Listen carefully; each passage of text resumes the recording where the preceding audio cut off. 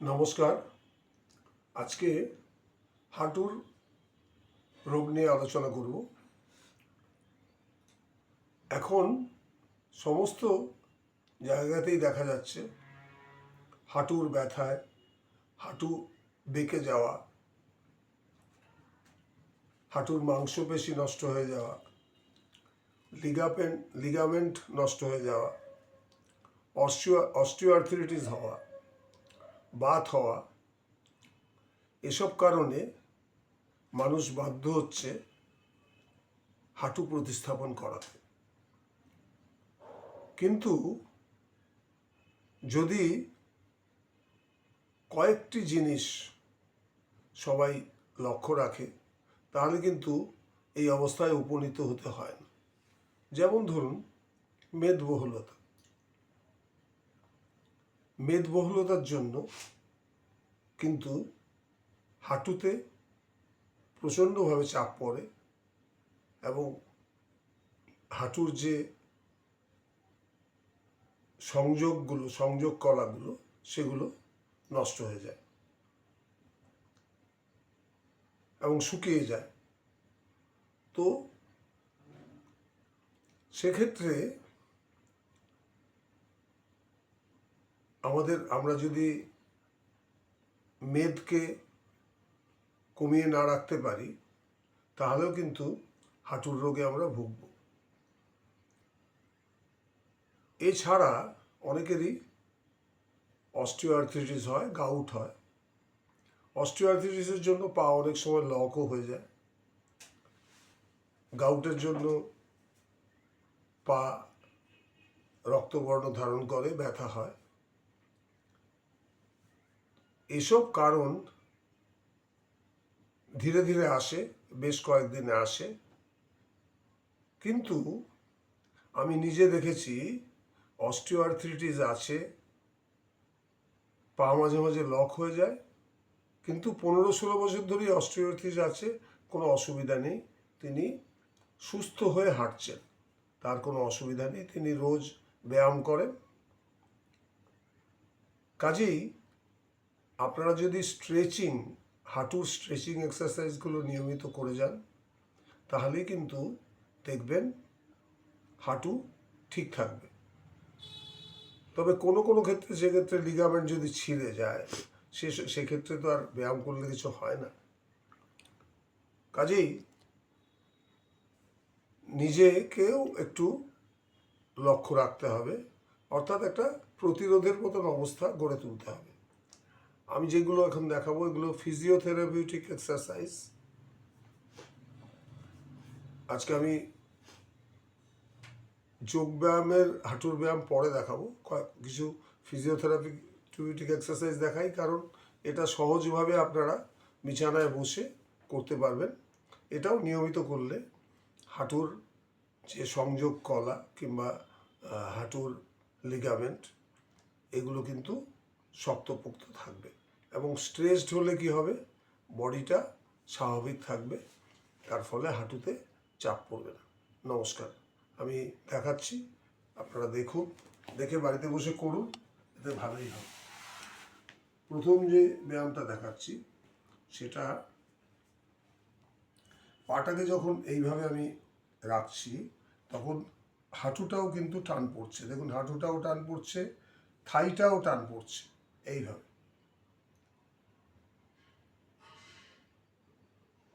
এটা করার পরে ঠিক দেখুন এইভাবে, এক্ষেত্রেও কিন্তু আমি হাঁটুটাকেও টানছি, থাইকেও টানছি, কাপ মাসেলকেও টানছি। এইবার আমি কি করছি দেখুন, খালি পায়ের আঙ্গুলগুলোকে জোরে টানছি, কিন্তু এক্ষেত্রেও কিন্তু আমি হাঁটু থাইকে টানছি।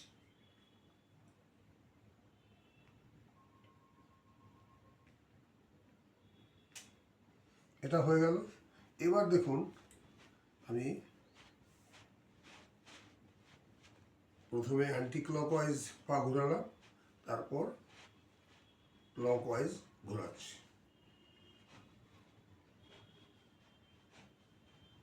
তাহলে এটা হয়ে গেল।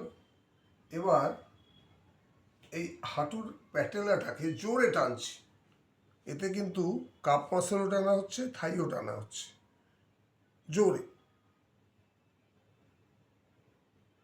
এইবার কি করছি, এইবার এই দেখুন মুভমেন্টে হাঁটুর প্যাটেলাটাকে মুভমেন্ট করাচ্ছি।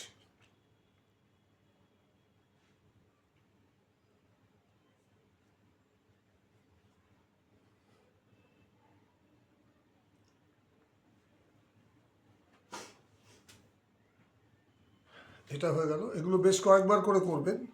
এইবার প্রথমে এইভাবে পাটাকে তুলুন, এইবার ছেড়ে দিন।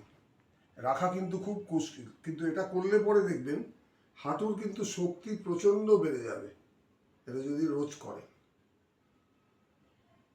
হাঁটুর শক্তি বাড়তে বাধ্য, এবং করলে দেখবেনই যে আপনার হাঁটুতে প্রচণ্ড চাপ পড়ছে। এটা করলেন, করার পরে এটা করার সময় দেখবেন ঠিক হাঁটুর মালাই চাকি এবং তার পাশের যে এরিয়া সেখানে কিন্তু প্রচণ্ড চাপ পড়ছে। ক্লকওয়াইজ অ্যান্টি ক্লকওয়াইজ করবেন, তাহলে এটা ডান পায়ে হয়ে গেল। এবার ঠিক এইভাবে বাঁ পায়েও করতে হবে।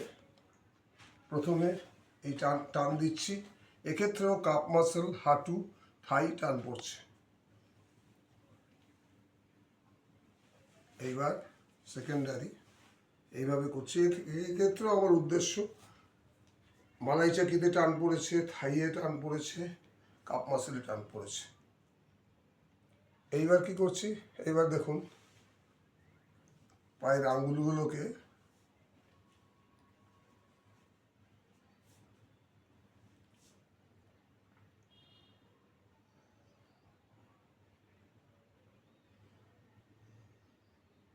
এবার ঠিক আগের মতোই অ্যান্টি ক্লকওয়াইজে করলাম, এবার ক্লকওয়াইজে।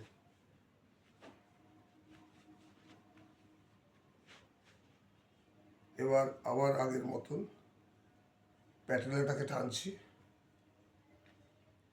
মুভমেন্টে, তারপর এইভাবে টানলাম, টেনে রাখলাম করে এবার আগের মতন হাতটাকে উপর ওঠালাম আর ছেড়ে দিলাম। এই যেই ছেড়ে দেবেন দেখবেন আপনার প্যাটেলা এবং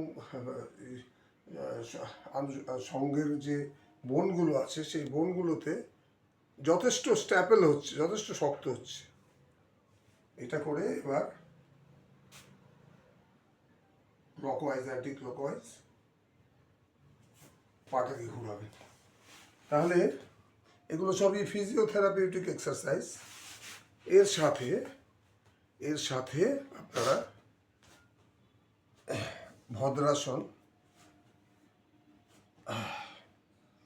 ভদ্রাসনে আপনারা এটা অনেক সময় করেন, এটা কিছুক্ষণ করবেন।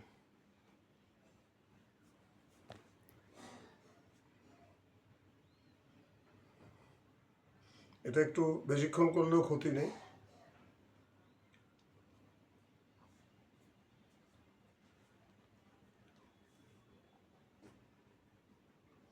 এটা করার পরে শেষ যে ব্যায়ামটি সেটা হচ্ছে এতক্ষণ করলাম, এতক্ষণ তো আমার পায়ের ডিফারেন্ট অংশে রক্ত তো ঠিক মতন সঞ্চালিত হয়নি। এবার উত্থিত পদাসন করুন, তাহলে কি হবে যে এতক্ষণ যে পায়ের মধ্যে যে একটা লড়াই চললো সেটা কি হবে, রক্ত উপর থেকে নেমে এসে সেই সমস্ত জায়গাগুলোকে ভরাট করে দেবে। এইভাবে এটার নাম হচ্ছে উত্থিত পদাসন, খুব ভালো ব্যায়াম। এই ফিজিওথেরাপিউটিক এক্সারসাইজগুলো হওয়ার পরে যদি এটা করেন তাহলে এটাতে কি হবে যে আপনার হাঁটু, থাই, কাপ মাসল সব জায়গায় রক্ত সঞ্চালন হবে। শেষে একটু শবাসন করে নিন। খুব কম সময়ের মধ্যে এক্সারসাইজগুলো দেখালাম, কিন্তু হাঁটুর জন্য এই এক্সারসাইজগুলো কিন্তু খুবই কার্যকরী। নমস্কার।